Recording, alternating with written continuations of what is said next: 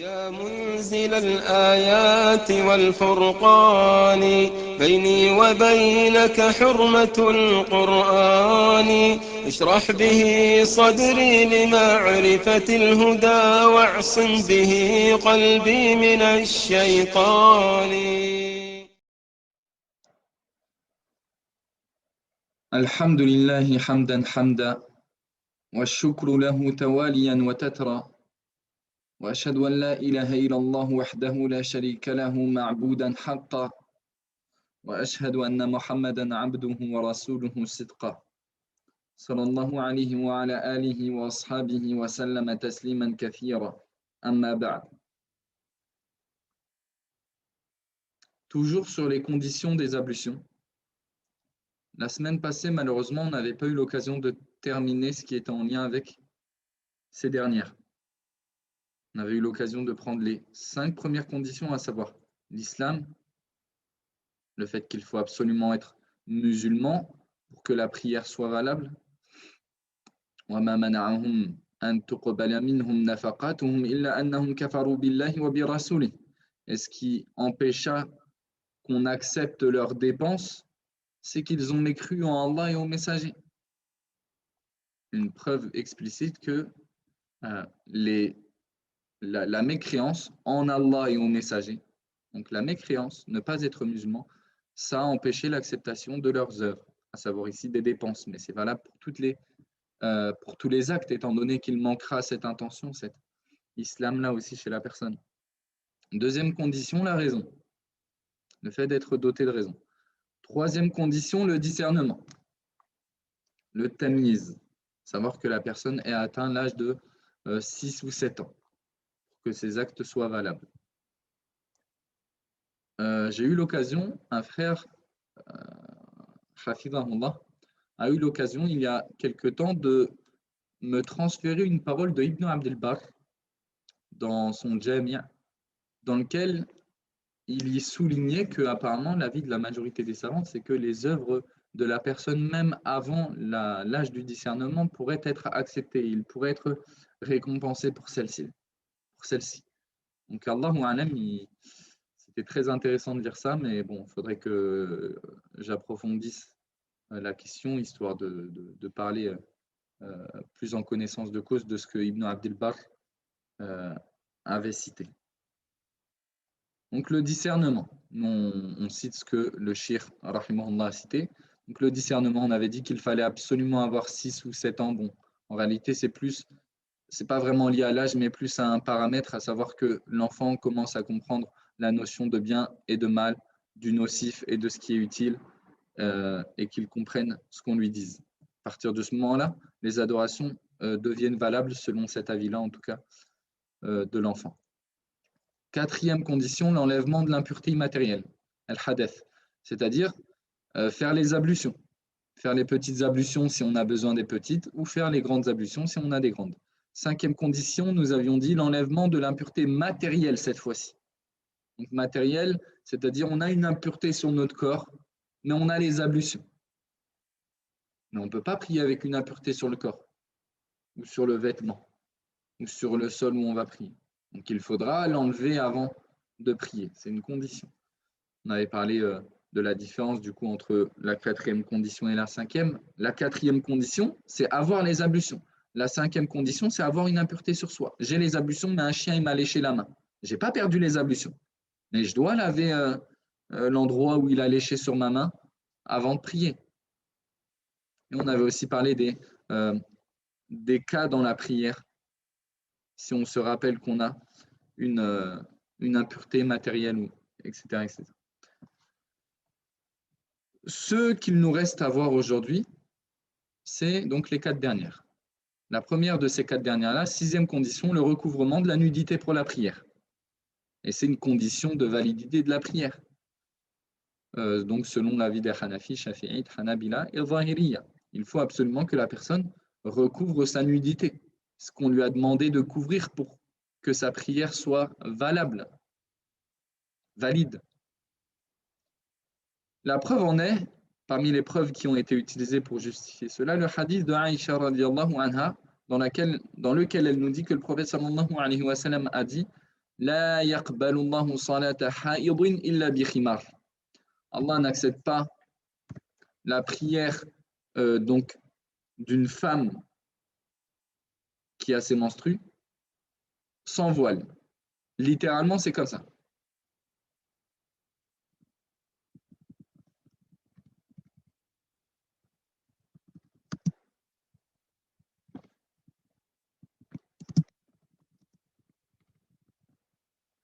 Littéralement, c'est comme ça qu'il a été prononcé le hadith. Mais par le terme utilisé par le prophète sallallahu alayhi wa sallam, ha'id, à savoir une femme qui a ses menstrues, ce qui a été voulu, bien entendu, c'est une femme qui est pubère. Parce qu'une femme qui a ses menstrues, elle ne prie pas. Donc là, ce qui a été voulu, c'est Allah n'accepte pas la prière d'une femme qui a atteint l'âge de la puberté, si ce n'est avec un voile sur sa tête, si ce n'est qu'elle couvre sa tête. Donc le khimar, wa huwa ghita'u ar-ra's, donc le fait de couvrir sa tête. La nudité. Donc ça a été parmi les preuves qui ont été utilisées pour justifier cela. D'autres preuves ont été utilisées comme le verset wa khudhu zinatakum 'inda kulli masjid. Prenez vos plus belles parures, prenez vos parures pour vous rendre à la mosquée. Ça est aussi un verset qui a été utilisé pour indiquer l'obligation de couvrir sa nudité. On a aussi d'autres ahadiths, et on aura l'occasion de le citer juste après, dans lequel la nudité d'un compagnon a été découverte pendant la prière et à qui on a ordonné de la recouvrir. Toutes ces preuves-là indiquent donc l'obligation ou la condition même de devoir couvrir sa nudité en prière. Maintenant, reste une question à savoir, c'est quoi la nudité dans la prière pour l'homme et pour la femme? Est-ce que c'est la même ou non? Nous, on sait que bien entendu, non, ce n'est pas la même. Pour l'homme, la nudité qu'il doit couvrir en prière, c'est donc l'homme, sa nudité habituellement, c'est ma bayna surrati wa rukba. Donc, c'est du nombril au genou, la nudité de l'homme, hors prière, du nombril au genou. Il y a des divergences sur la nudité du genou. On va voir ça juste après. Donc ça, du nombril au genou, c'est l'avis des 4 et de la plupart des jurisconsultes. Maintenant, il y a un petit paramètre à préciser. Est-ce que le nombril et les genoux font partie de la nudité? Quand on dit entre le nombril et les genoux, est-ce que le nombril et les genoux font partie de la nudité? L'avis le plus juste, c'est que le nombril et les genoux ne font pas partie de la nudité. Donc la nudité, c'est entre le nombril et les genoux. À savoir qu'il y a eu divergence aussi entre les savants sur moins que ça. C'est-à-dire, est-ce que la cuisse de l'homme, c'est une nudité ou pas? Donc nous, on dirait que l'avis le plus juste, c'est que la cuisse de l'homme, c'est une nudité. Jusqu'au genou. Genou non compris. Je répète, histoire d'être sûr, l'avis que l'on va mettre en avant nous ici, c'est que la nudité de l'homme, pour l'instant hors prière, c'est du nombril au genou, nombril et genou non compris. Voilà. Le couvrement de l'épaule. Ça, c'est quelque chose qui est spécifique à l'homme en prière. C'est qu'on a un hadith dans lequel le prophète sallallahu alayhi wa sallam a dit, comme Abu Huraira nous le rapporte, La yusalli ahadukum fi thawbil wahidi laysa ala atiqihi shay. Que l'un d'entre vous ne prie pas dans un seul vêtement, si ce n'est qu'il ait sur ses épaules, quelque chose. Donc, de ce hadith-là, à partir de ce hadith-là et d'autres un petit peu, les savants, ils ont divergé sur l'obligation ou non de devoir couvrir son épaule ou ses épaules dans la prière. La plupart des savants, la majorité des savants, ont dit que cet ordre-là, ce qui est voulu derrière cet ordre-là, c'est un ordre méritoire. C'est-à-dire, ma talabu shari'u duna ilzam. Vous vous rappelez? Dans Usul al-Fiqh, quand on a présenté un peu les 5 ahkam taklifiyya, on a parlé du mustahab, savoir le méritoire. Le méritoire, c'est quelque chose dans les fruits. Si tu le fais pour Allah, tu es récompensé. Si tu le délaisses, tu n'en couvres rien. Tu ne mérites pas de châtiment. Donc, pour la plupart des savants, couvrir son épaule en prière, c'est méritoire. Et selon d'autres, à savoir les Hanabila, il est obligatoire de couvrir son épaule, enfin ses épaules en prière. Et wallahu alam, en face de cette parole-là du prophète sallallahu alayhi wa sallam, juste comme ça, on pourrait pencher vers l'obligation que l'un d'entre vous ne prie pas, si ce n'est qu'il ait sur ses épaules quelque chose. Wallahu alam. Maintenant, la nudité de la femme. Il est obligatoire à la femme de couvrir tout son corps, si ce n'est son visage et ses mains. Voilà. La femme, il est obligatoire de couvrir tout son corps, si ce n'est son visage et ses mains. 7e condition, l'entrée du temps de la prière, ou l'entrée de la prière, l'entrée de l'heure de la prière, comme vous le voulez. C'est une condition de la validité de la prière. Avant ça, excusez-moi, on revient sur la 6e condition. Il nous reste quand même quelques petites questions à traiter, même si je ne les ai pas incorporées à ce qui est face à vous. Donc maintenant qu'on a affirmé que c'est une condition de la prière de couvrir sa nudité, on pourrait se poser une question, si quelque chose, pas grand-chose, se découvre de notre nudité en prière involontairement, qu'en est-il de la prière? L'avis le plus juste, c'est que la prière elle n'est pas annulée. Peut-être que faudrait que je le rajoute. La prière n'est pas annulée, selon l'avis le plus juste. C'est l'avis de l'imam Ahmed et de Abu Hanifa notamment. D'où est-ce que tu nous avances cela, Islam? Question légitime. On pourrait extraire ça du hadith de Amr ibn Salama. Donc un jeune compagnon qui dirigeait la prière pour son peuple. Il dirigeait la prière pour les gens de son peuple à l'époque du prophète sallallahu alayhi wa sallam, non loin du prophète sallallahu alayhi wa sallam, alors qu'il avait 6 ou 7 ans. Et pendant la prière, sa nudité, elle s'est découverte, le bas de son dos. Donc une femme qui passait par là a fini par dire Ala tughaddu anna istaqari'ikum. Ne voulez-vous donc pas couvrir le derrière de votre récitateur? Lorsqu'il se prosternait, donc le bas de son dos, vous comprenez de quoi il est question, apparaissait, se découvrait en prière. Il avait un vêtement, mais il n'était pas assez large pour couvrir tout, même en position de prosternation. Donc cette femme-là, elle est passée, elle a dit ça. Et il n'a pas été rapporté que le prophète sallallahu alayhi wa sallam ait jugé de leur prière par la nullité, etc., etc. Donc, on voit dans ce hadith-là une preuve que le découvrement temporaire et minime de quelque chose dans la prière n'influence pas la validité de la prière. Si ça avait été le cas, soit le prophète sallallahu alayhi wa sallam en aurait été informé, soit Allah subhanahu wa ta'ala, il aurait légiféré en conséquence. Par contre, quelqu'un qui découvre sa nudité en prière volontairement, lui, sa prière, elle est annulée. Maintenant, il reste une question, si quelque chose se découvre de sa nudité, mais une grosse partie de sa nudité se découvre, ou alors un long moment. Certains savants, ils disent que sa prière, elle est annulée. D'autres disent que sa prière n'est pas annulée. Et wallahu alam, la prière de cette personne-là, peut-être qu'il serait plus correct de dire que sa prière n'est pas annulée. Parce que déjà, si on commence à dire si c'est un peu mais pas beaucoup, il va falloir qu'on définisse, qu'on trouve un paramètre qui nous dit que ça c'est beaucoup, ça c'est pas beaucoup.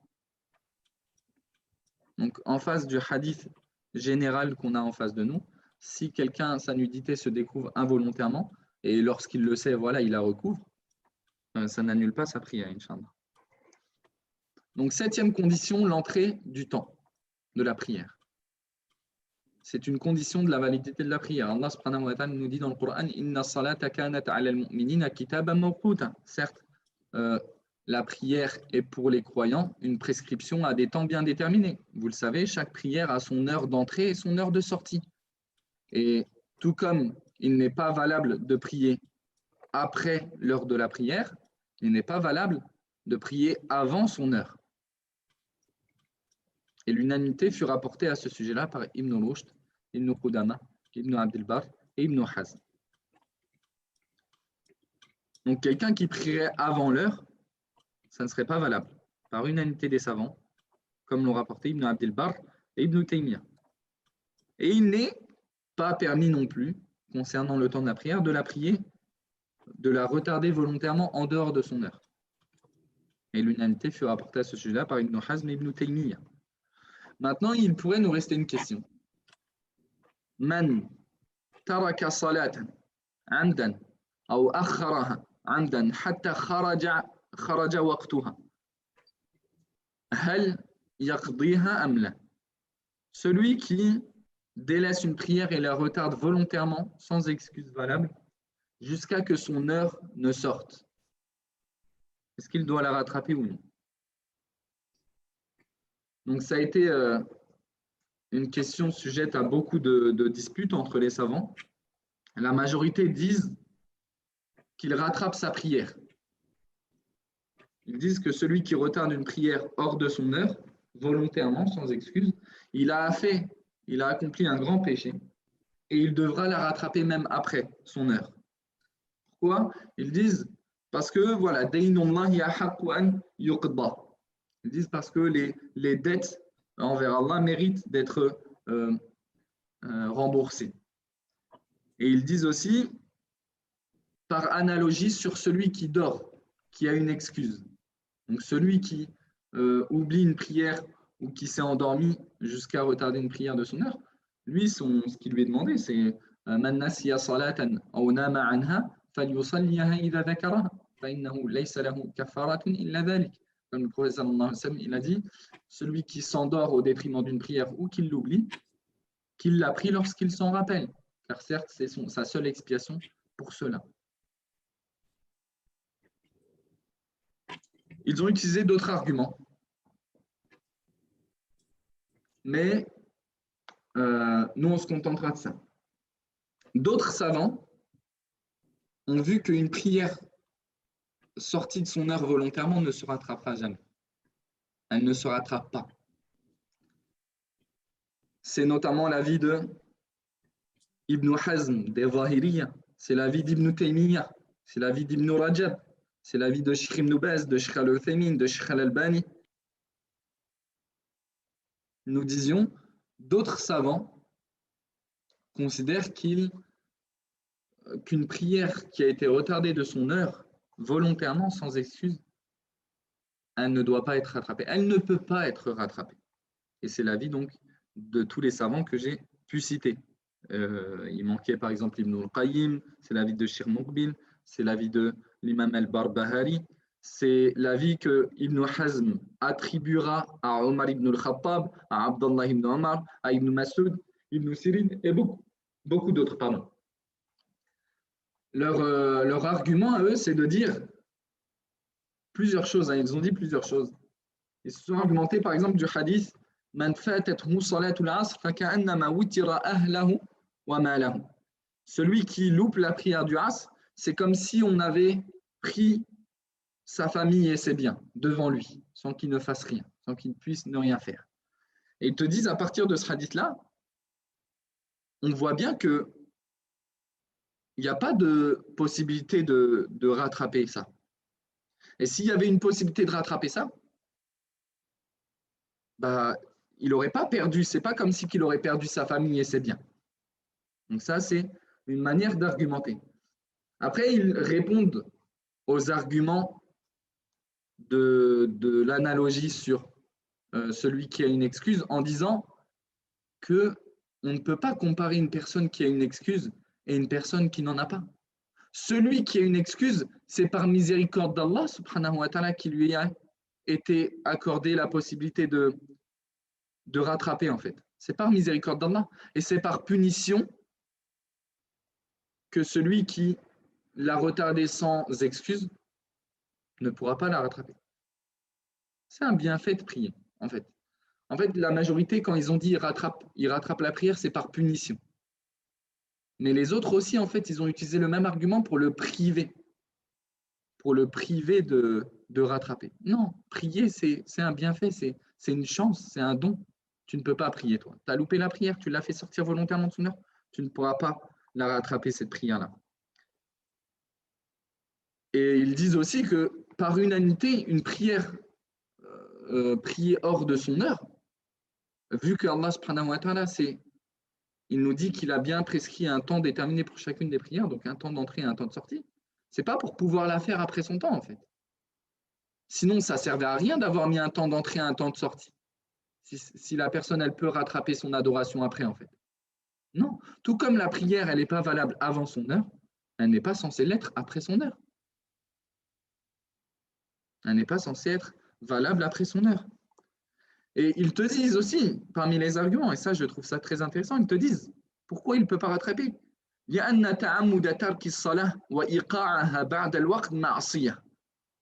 يعني أن تصلي بعد الوقت معصية فالمعصية لا تنوب عن الطاعة. Ils te disent, celui qui retarde volontairement la prière, qui la délaisse et la retarde jusqu'à que son heure sorte, bah c'est une désobéissance. Prier hors de son temps, c'est une désobéissance. C'est d'ailleurs ce que la majorité disent, c'est qu'en réalité, il prie, mais il a un péché en plus. Comment la désobéissance, elle pourra remplacer l'obéissance, en fait? Comment elle pourra devenir une obéissance, en fait? Et je trouve ça très intéressant. Et moi, personnellement, bon, je pense que vous l'avez compris, je penche vers l'avis de ceux qui disent qu'une prière retardée hors de son temps ne peut pas être rattrapée. Elle ne peut pas être rattrapée. C'est celui qui a une excuse qui peut rattraper la prière. Et comparer celui qui a une excuse à celui qui n'en a pas, c'est comparer deux choses totalement opposées, en fait. C'est comparer deux choses totalement opposées. C'est comme Sheikh Al-Albani il dira, min abtalil qiyas.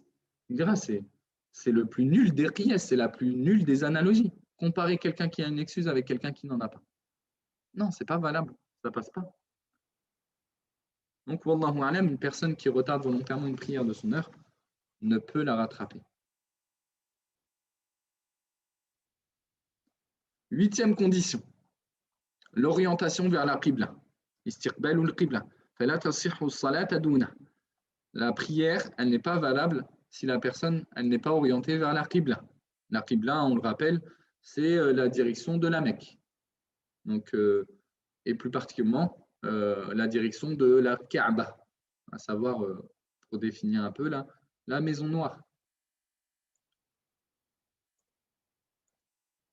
Parmi les preuves qui indiquent le fait que ce soit une condition, la parole d'Allah subhanahu wa ta'ala قَدْ نَرَى تَقَلُّبَ وَجْهِكَ فِي السَّمَاءِ فَلَنُوَلِّيَنَّكَ قِبْلَةً تَرْضَاهَا فَوَلِّ وَجْهَكَ شَطْرَ الْمَسْجِدِ الْحَرَامِ وَحَيْثُ مَا كُنْتُمْ فَوَلُّوا وُجُوهَكُمْ شَطْرَهُ. Certes, nous te voyons tourner le visage en tous sens dans le ciel. Nous te faisons donc orienter vers une direction qui te plaît. Tourne donc ton visage vers la mosquée sacrée. Voilà ce qui nous intéresse. Où que vous soyez, tournez-y vos visages. Donc on voit un ordre. Et l'ordre, à l'origine, c'est pour l'obligation. Mais là, étant donné que c'est quelque chose en dehors de la prière, on dira que c'est une condition. Et Abu Huraira, il nous dit que le prophète sallallahu alayhi wa sallam a dit à l'homme qui, par ignorance de sa part, accomplissait la prière, mais d'une manière dans laquelle il y avait des manquements, il lui dit إِذَا قُمْتَ إِلَى الصَّلَاةِ فَأَسْبِغِ الْوُضُوءَ ثُمَّ اسْتَقْبِلِ الْقِبْلَةَ فَكَبِّرْ. Lorsque tu désires prier, parfais tes ablutions, puis oriente-toi vers la qibla et fais le takbir. Oriente-toi vers la qibla. Et l'unanimité fut rapportée sur cette condition-là, par Ibn Hazm, Ibn Rushd, Ibn Abd al-Barr, An-Nawawi. Parmi les questions qui pourraient se poser, ou du moins les questions qui pourraient être traitées aussi dans l'orientation vers la qibla, la précision suivante, c'est que celui qui voit la Kaaba de ses yeux, lui, il doit vraiment s'orienter vers la Kaaba elle-même. Ça, c'est une précision peut-être pour ceux qui viennent à la Mecque, en Umrah, etc., ou pour le Hajj. Si on prie dans la mosquée sacrée et qu'on voit la Kaaba de nos propres yeux, on est obligé de s'orienter vraiment parfaitement vers elle, vers la Kaaba, pas vers la direction de la Kaaba. Là, c'est vraiment la Kaaba qu'il faut viser par notre corps. Pourquoi on précise ça? Parce que certaines personnes, même en voyant la Kaaba, c'est apparent qu'elles ne sont pas exactement orientées en direction de la Kaaba, mais plus dans sa direction, même si ce n'est pas parfaitement. Et ça, c'est une erreur. Ça a été rapporté, enfin, l'unanimité a été rapportée sur ce fait-là, cette précision-là, par Ibn Hazm, Ibn Rushd, Ibn Qudama, Ibn Taymiyyah. Mais celui qui est éloigné de la Kaaba, au point où il ne la voit pas, lui, ce qui lui est demandé, c'est de se diriger vers elle, même si c'est un peu plus approximatif. On, on, on tolérera, si je puis dire, une déviation légère vers cette direction-là.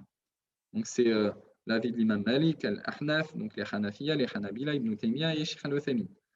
Notamment en se basant sur le hadith du prophète sallallahu alayhi wa sallam, ma bayna al-mashriqi wal-maghribi qibla. Donc entre l'Orient et l'Occident, il y a la qibla. Donc pour appuyer ce fait que celui qui est éloigné de la Kaaba, de la Kaaba, lui, ce qui lui est demandé, c'est approximativement d'être dans cette direction-là, pas au degré près. On a des endroits dans lesquels l'obligation de s'orienter vers la Qibla tombe, est excusée. Le fait de ne pas être orienté vers la Qibla est excusé. On a certains endroits dans lesquels on est excusé de ne pas s'orienter vers la Qibla. Notamment 3. Celui qui, malgré ses efforts et malgré ses outils, ne peut connaître la direction de la Qibla. Par exemple, quelqu'un il est en voyage, il ne dispose pas d'outils nécessaires pour pouvoir connaître la direction de la Qibla, il ne peut pas questionner quelqu'un dans les prochaines heures jusqu'à la sortie de cette prière-là, il lui apparaît qu'il ne pourra pas avoir connaissance de la direction de la Qibla. Lui, il est excusé de ne pas pouvoir s'orienter vers la Qibla. Il prie dans une direction quelconque. Donc, il aura cherché, par exemple, par d'une personne qui a quand même un minimum cherché. Il cherche avec ses outils, ses causes, les causes qu'il peut déployer pour la connaître, mais il n'a aucune certitude. Il n'en finit avec aucune certitude, donc lui, il prie, quelle que soit la direction. Vous voyez, la prière, elle est pas, il ne délaisse pas la prière. On lui dit, prie quand même. من عجز عن استقبال القبلة فإنه يصلي على حسب حاله باتفاق الأربعة. Donc quelqu'un qui, même s'il aurait connaissance de la Qibla, de la direction de la Qibla, ne pourrait s'orienter vers elle. Alors lui, il prie dans la situation dans laquelle il se trouve. Par exemple, c'est quelqu'un qui est sur un lit d'hôpital. Il ne peut s'orienter vers la Qibla. C'est quelqu'un qui, on imaginerait, quelqu'un qui est ligoté. Il ne peut s'orienter vers la Qibla. Il sait vers quelle direction elle se trouve, mais il ne peut. Lui, il prie, quelle que soit la direction dans laquelle il prie, par consensus des 4. Et la dernière, du moins parmi les dernières situations dans lesquelles il est pardonné de ne pas s'orienter vers la Qibla, salatu fi shiddatil khawf, donc la prière dans une grande crainte, pendant une grande crainte. 9e condition, l'intention. Selon Omar ibn al-Khattab, le prophète sallallahu alayhi wa sallam nous dit innamal a'malu binniyat wa innama likulli imri'in ma nawa faman kanat hijratuhu ila dunya yusibuha aw ila imra'atin yunkihuha fa hijratuhu ila ma hajara ilayhi. Les actes ne valent que par leurs intentions et chaque personne sera récompensée en fonction de celle-ci. Celui donc qui a émigré pour acquérir un bien mondain ou épouser une femme, alors son émigration sera pour cela. Donc ça nous prouve bien que la condition de la validité de la prière, parmi celles-ci, il y a l'intention. Et l'intention, elle se divise en 2. On a ce qu'on appelle niyatul amal, an yanwiya biqalbihi al-amal al-mu'ayyan, wa niyatul ma'mul lahu.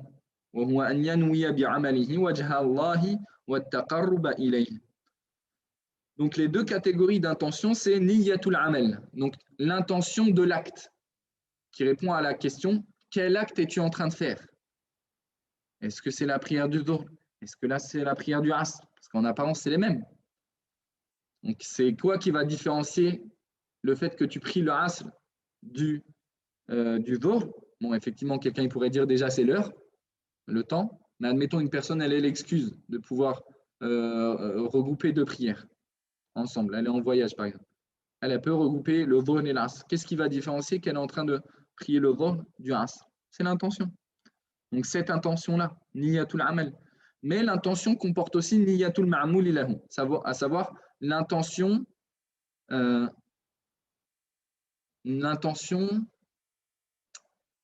comment pourrait-on traduire cela? L'intention de l'objectif par cet acte-là. Ça répond à la question techniquement, pour qui fais-tu cela? Pour qui fais-tu cet acte-là? Et là, en réalité, il est question surtout de l'ikhlas, il est question de l'insincérité, en fait, par cette catégorie d'intention-là. Que la personne ait l'intention par cet acte-là de se rapprocher d'Allah, qu'elle a l'intention qu'elle ne veuille que le visage d'Allah, subhanahu wa ta'ala. En terminant par une précision, à savoir que les intentions, mahalluha al-qalb, ijma'an. Donc les intentions, quel que soit le chapitre, l'endroit où elles se font, c'est dans le cœur. Les intentions ne se prononcent pas dans notre religion. Et qu'une personne ne vienne pas nous dire, par exemple, dans le Hajj, on prononce l'intention, labbaik Allahumma Umra, labbaik Allahumma Hajjan, parce qu'on vous fait croire, enfin, on laisse penser que c'est prononcer l'intention du Hajj, ça. Ça, c'est pas l'intention. Ça, c'est un dhikr. Muqaran biniyya, qui est lié à une intention. Mais ça, c'est un dhikr, c'est tout. Mais les intentions, elles ne se prononcent pas verbalement. Donc, ce qu'on peut voir de beaucoup de Maghrébins, moi, je sais que c'était les Maghrébins qui m'avaient appris ça dans mes débuts. Ils me disaient, quand on commence la prière, il faut que tu dises nawaitu salat adh-dhuhr, mathalan, arba'a rak'at. Il faut que tu dises, avant de commencer la prière, j'ai l'intention de prier telle prière, de 4 unités. Ça, c'est une innovation. Il n'y a pas de divergence à ce sujet-là. C'est une innovation. Le prophète sallallahu alayhi wa sallam n'a jamais fait ça. Et tout bien, le prophète sallallahu alayhi wa sallam nous l'a éclairci. Tout bien menant au paradis, le prophète sallallahu alayhi wa sallam nous l'a montré. Et tout mal, ou toute chose rapprochant vers l'enfer, le prophète sallallahu alayhi wa sallam nous en a mis en garde aussi. Donc nous, maintenant, on est en face d'une chose, prononcer l'intention. Innovation ou prescription du prophète sallallahu alayhi wa sallam. Ramène-nous une preuve que c'est une prescription du prophète sallallahu alayhi wa sallam, on mettra ça en application.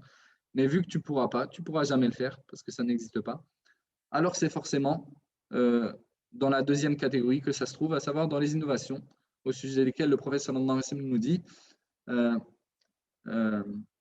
Man ahdatha fi amrina hadha ma laysa minhu fahuwa rad ay mardudun alayh. Donc celui qui invente dans notre religion ce qui n'en fait pas partie, alors cela sera rejeté, n'aura aucune valeur. Pire encore, il sera inscrit à la personne à péché pour avoir innové dans la religion d'Allah subhanahu wa ta'ala. Alors qu'Allah subhanahu wa ta'ala nous dit dans le Coran, Al-yawma akmaltu lakum dinakum. Aujourd'hui, j'ai parachevé pour vous votre religion. La perfection d'une chose, je pense que c'est pas besoin, on n'a pas besoin de le préciser, mais c'est une chose qui n'a ni besoin d'ajout et qui n'a ni manquement ni besoin d'ajout. Donc une personne qui innove dans notre religion, c'est comme si elle prétendait qu'il y avait besoin d'un ajout dans celle-ci. Wal-'iyadhu billah. Qu'Allah nous en préserve, qu'Allah nous préserve d'une telle pensée, d'une telle insulte à ce verset-là. On se contente de ça pour aujourd'hui.